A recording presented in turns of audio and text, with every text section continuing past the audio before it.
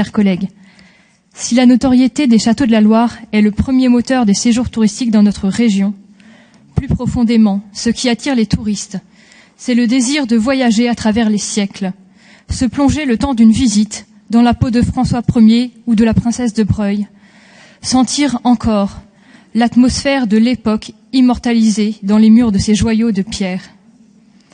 La clientèle étrangère qui vient séjourner dans notre belle région est attirée par une image de la France au charme et à la splendeur inouïe. Cette vieille France éternelle de Balzac, Proust, Victor Hugo, Alexandre Dumas et tant d'autres. Une France dont la culture a rayonné à travers le monde. Une France symbole du luxe et de la gastronomie. Une France qui fait encore rêver le monde. Mais pour combien de temps, alors que notre pays est terriblement menacé par le terrorisme, la dégradation de la sécurité et une immigration incontrôlée.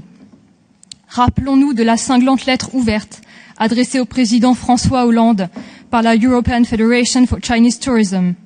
Cette lettre de 2013 mettait déjà au grand jour la multiplication des agressions, parfois très violentes, à l'encontre des touristes étrangers. Je prends le temps de vous lire quelques lignes de cette lettre qui, je l'espère, vous interpelleront. Je cite. Pendant combien de temps ce comportement barbare, absolument incompatible avec les principes d'un État civilisé et respectant les lois, sera-t-il encore toléré?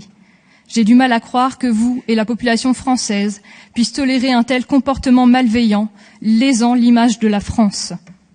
Oui, combien de temps encore laisserons-nous notre si beau pays se faire détruire?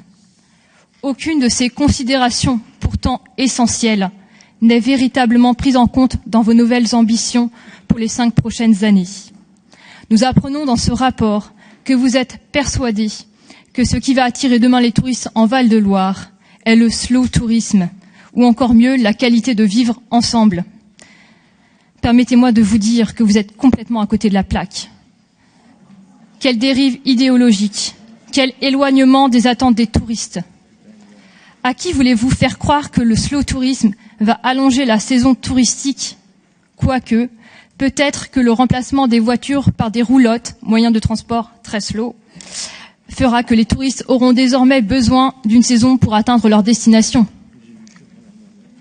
Ne nous trompons pas, l'avenir du tourisme en centre Val-de-Loire, c'est le développement de la clientèle étrangère, en faisant valoir les atouts de notre région et non pas une philosophie slow tourisme praticable partout ailleurs.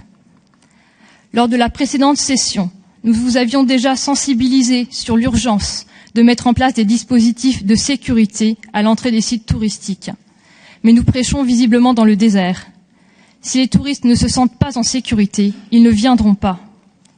Plutôt que de chercher à devenir une référence nationale du tourisme de l'art de vivre ensemble, cherchons plutôt à faire de notre région une référence nationale de sécurité touristique grâce à la mise en place de dispositifs innovants tels que le système de détection Ramsès nouvelle génération de l'ONERA.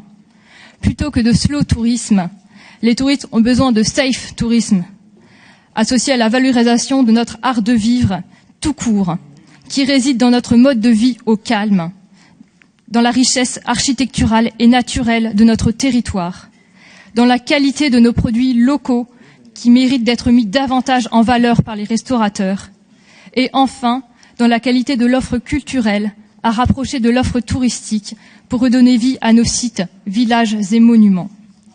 Mettons les moyens pour restaurer notre patrimoine bâti, nos parcs et jardins, pour revaloriser notre centre-bourg qui en ont tant besoin, pour enrichir les collections de nos châteaux et musées. Investissons dans la réalité augmentée pour redonner vie aux heures de gloire de ce patrimoine inestimable. Enfin, investissons dans de l'hébergement haut de gamme pour répondre aux exigences de la clientèle internationale et qui nous fait tant défaut, et mettre en valeur nos filières d'excellence. Merci.